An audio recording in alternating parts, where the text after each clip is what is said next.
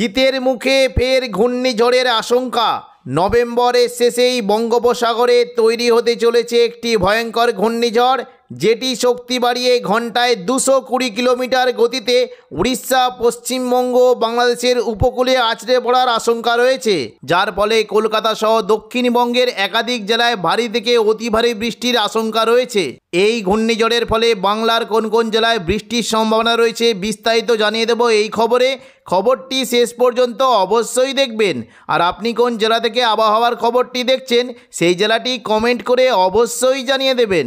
আবহাওয়ায় বিরাট পরিবর্তন। এই মুহূর্তে দক্ষিণ পশ্চিম বঙ্গোপসাগর সংলগ্ন শ্রীলঙ্কার উপকূলের কাছে অবস্থান করেছে একটি সুস্পষ্ট নিম্নচাপ, যেটি ক্রমশ ঘনীভূত হয়ে বুধবার 26 তারিখ নাগাদ এটি ক্রমশ ঘনীভূত হয়ে গভীর নিম্নচাপে পরিণত হতে পারে।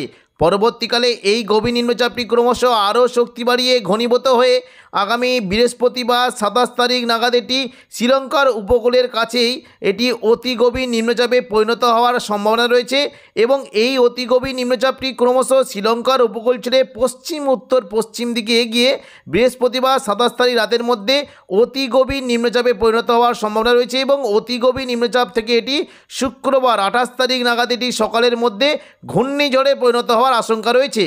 প্রাথমিকভাবে ঘূর্ণিঝড়ে পরিণত হওয়ার সময়ের গতিবেগ থাকতে পারে, দেখুন যদি আমরা দেখি সর্বোচ্চ বায়ুর যদি সর্বোচ্চ গতিবেগ দেখি তাহলে ঘন্টায় 94 কিলোমিটার প্রতি ঘন্টা হতে পারে এবং পরবর্তীকালে দেখুন যদি আমরা দেখি এই ঘূর্ণিঝড়টি আরও শক্তি বাড়িয়ে ক্রমশ পশ্চিম উত্তর পশ্চিম দিক বরাবর এগোনোর একটা সম্ভাবনা রয়েছে এবং তখন এই দেখুন এর গতিবেগ কিন্তু অনেকটাই বেড়ে গিয়ে দেখুন যদি আমরা দেখি 106 থেকে 7 কিলোমিটার মানে 108 কিলোমিটার পর্যন্ত হতে পারে ঘূর্ণিঝড়ের সর্বোচ্চ গতিবেগ এবং এটি এই 108 কিলোমিটার গতিবেগে ক্রমশ পশ্চিম উত্তর পশ্চিম দিকে এগোতে এগোতে দেখুন যদি আমরা দেখি এই ঘূর্ণিঝড়টি কিন্তু মোটামুটি পশ্চিম উত্তর পশ্চিম দিকে এগোতে দক্ষিণ ভারতের দেখুন যদি আমরা দেখি তাঞ্জাবর, পুদুচেরি এবং চেন্নাই এই উপকূলের দিকে এগিয়ে যাওয়ার সম্ভাবনা রয়েছে এবং এটি কিন্তু দেখুন যদি আমরা দেখি রবিবার 30 তারিখের মধ্যে এটি দক্ষিণ ভারতের উপকূলবর্তী পুদুচেরির উপকূলের দিকে আছড়ে পড়ার একটা আশঙ্কা রয়েছে।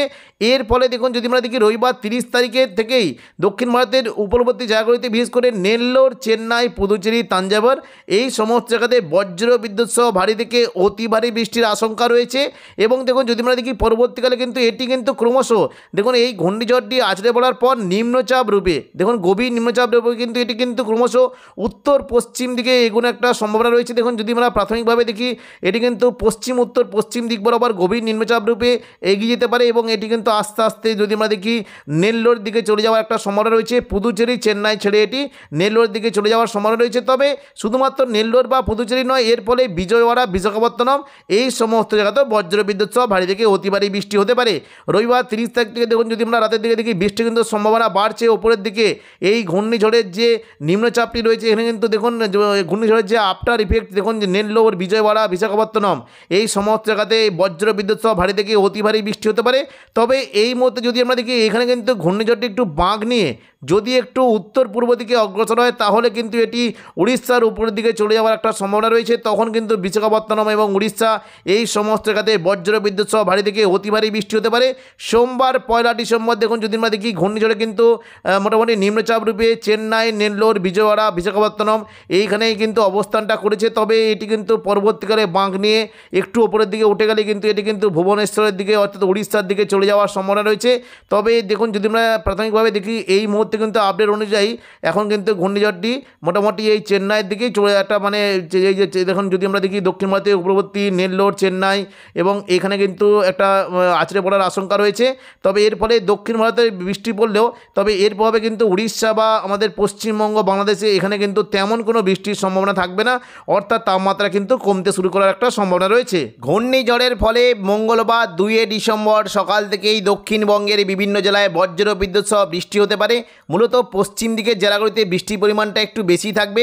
বৃষ্টি হতে পারে সকাল থেকে চাকুলিয়া, ঝাড়গ্রাম, গোপীবল্লভপুর এই সমস্ত জায়গায় হালকা বৃষ্টির সম্ভাবনা রয়েছে এবং পাশাপাশি পশ্চিম দিকের জেলাগুলিতে যেমন খড়গপুর, বালিচক, এদিকে কিছুটা পূর্ব মেদিনীপুরের কোলাঘাট, তমলুক এবং পশ্চিম দিকের বেলদা এই সমস্ত জেলায় মেঘলা আকাশ সঙ্গে হালকা থেকে মাঝারি বৃষ্টির সম্ভাবনা রয়েছে।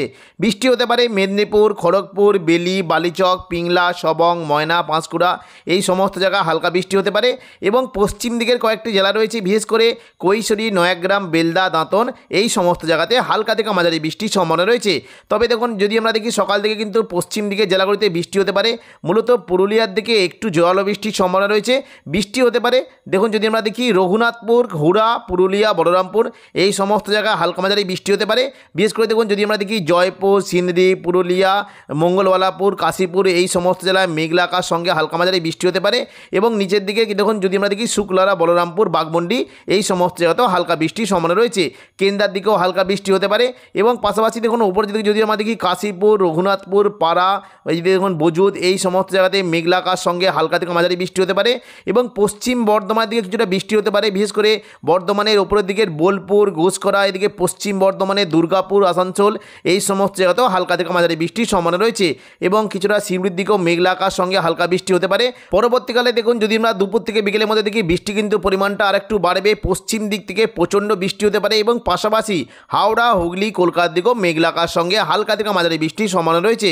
দেখুন দুপুর থেকে বিকেলের মধ্যে যদি আমরা দেখি বাঁকুড়ার দিকে কিন্তু বৃষ্টি পরিমাণটা একটু বাড়বে, বিশেষ করে দেখুন খাদড়া, গোয়ালতর, চন্দ্রকোনা, বিষ্ণুপুর, কোতুলপুর এই সমস্ত জায়গায় বজ্রবিদ্যুৎ সহ ভারী বৃষ্টি হতে পারে।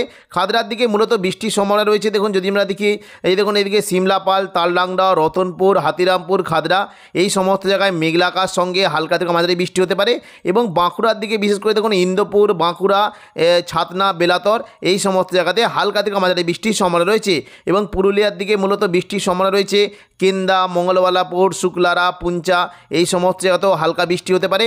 এবং দেখুন যদি আমরা দেখি দুপুর থেকে বিকেলের মধ্যে কিছুটা দেখুন বৃষ্টি হতে পারে শালতোরা, গঙ্গাজল ঘাটি, রঘুনাথপুর, কাশীপুর এই সমস্ত জায়গাতেও মেঘলা আকাশ সঙ্গে হালকা বৃষ্টি হতে পারে। পাশাপাশি বৃষ্টি হতে পারে বোলপুর, ঘুষকরা, সিউড়ি, আসানসোল, চিত্তরঞ্জন, দুর্গাপুর এই সমস্ত জায়গাতেও মেঘলা আকাশ সঙ্গে হালকা বৃষ্টি হতে পারে।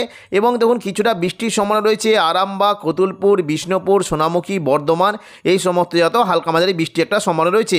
নদীয়ার দিকে বৃষ্টি হতে পারে, বিশেষ করে দেখুন যদি আমরা দেখি বৃষ্টির সম্ভাবনা রয়েছে পান্ডুয়া, চাকদা, বনগাঁ, চন্দননগর, হাবড়া, খড়দা এই সমস্ত জায়গাতেও হালকা মাঝারি বৃষ্টি হতে পারে।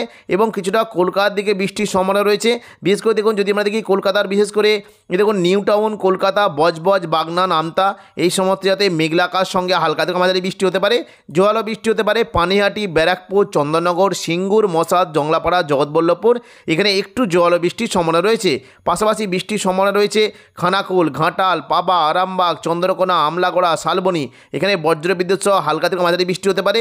মূলত পশ্চিম দিকে জেলাগুলিতে দুপুর থেকে বিকেলের মধ্যে বিশেষ করে চাকুলিয়া, ঝাড়গ্রাম, গোয়ালতর এখানে বজ্রবিদ্যুৎ সহ ভারী বৃষ্টির সম্ভাবনা রয়েছে।